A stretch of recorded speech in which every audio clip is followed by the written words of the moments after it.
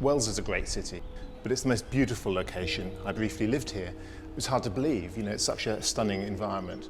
Wells has got a really open attitude to creative arts. There's so many things going on.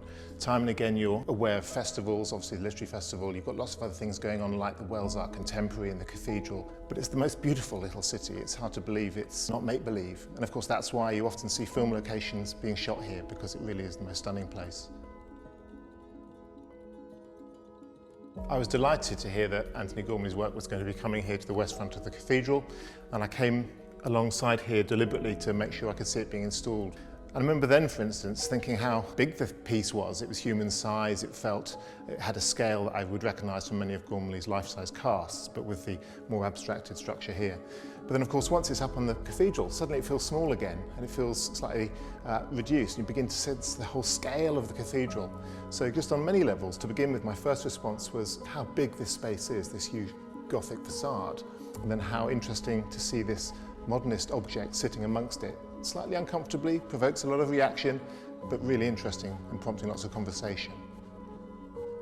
It's great that it's become a talking point. I mean, from the moment it arrived, you couldn't walk past it without coming across couples or groups of people discussing it and saying what they felt it described, how it made them feel. I have to say, I'm looking out at the West Front now, and what an amazing privilege, really, to be able to continue a conversation that has gone on for maybe 300 years. I'm passionate about the Gothic because it is about people coming together to make stone do things that it would never do naturally.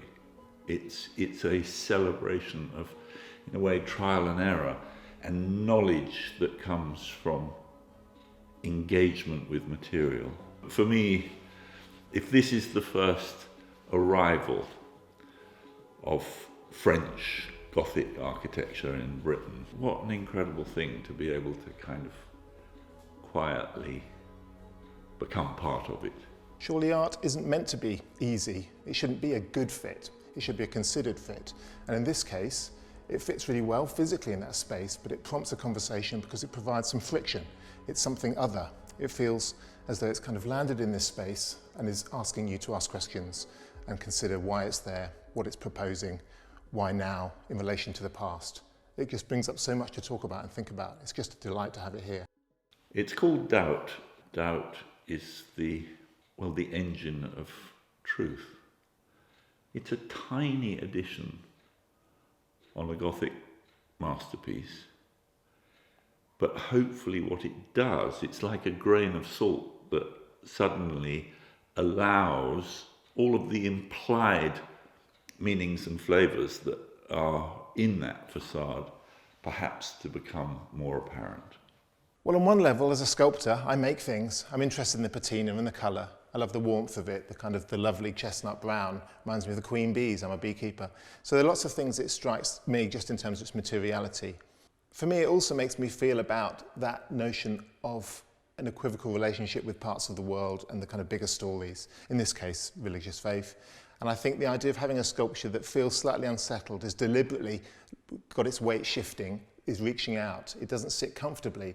That's really interesting. And as a sculptor, that makes me think about ways to present practice. It doesn't always have to be neat, tidy, straight. It can deliberately be a bit awkward, which can be very exciting. I chose that corner quite carefully. I wanted it to be, as it were, on a kind of turning point in terms of your narrative of experience and coming into the company of the cathedral. But I also wanted it to be the closest it could be to the ground, while at the same time expressing something of actually what it might feel like to be about 6 meters off the ground, which is quite a long way. And I was thinking, what would it be like to be on the windy corner of a stone building, night and day, rain and shine? The work, in a sense, is an attempt to evoke that feeling, and it comes out of me actually taking up that position. So it's a captured moment of lived human time. The question of doubt to the medieval mind was clearly much more of an issue than it is to the modern mind. Indeed, I think that to most modern people with a faith, they would see doubt as part of that faith. It's part of what allows them to question and to seek truth and to make things real.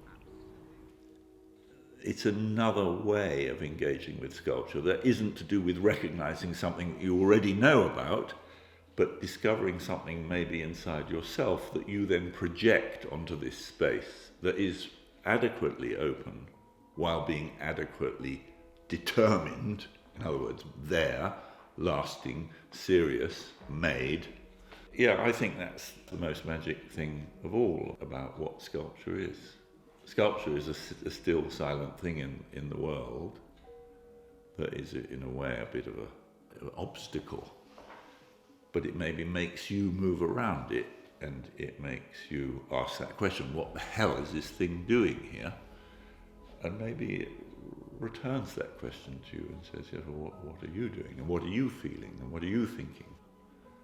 There are multiple ways. You can get right up underneath it and look up its nose, as it were, or you could look at it from very far away, from oblique angles, see it in relation to the whole of its architectural context. I'm hoping that the real subject of the work is not in the work, it's in the viewer. And maybe the sculpture can allow the viewer to find things in him or herself that resonates with the work. Maybe that's asking too much, but it does need work. You have the work, but then you also have the beholder's share. There's something about, perhaps, uncertainty, vulnerability, openness to the world in a material that actually probably is more long-lasting than the sandstone of the facade itself. We can't live in the past. This isn't a set. This is life, and we've got to continue building and addressing the new. So the idea of bringing something so shockingly new and straight-edged to this older space is very much where we need to be, isn't it? If we're going to prompt new conversations and ways of thinking and looking, it can't just be copying the past. It has to be something else.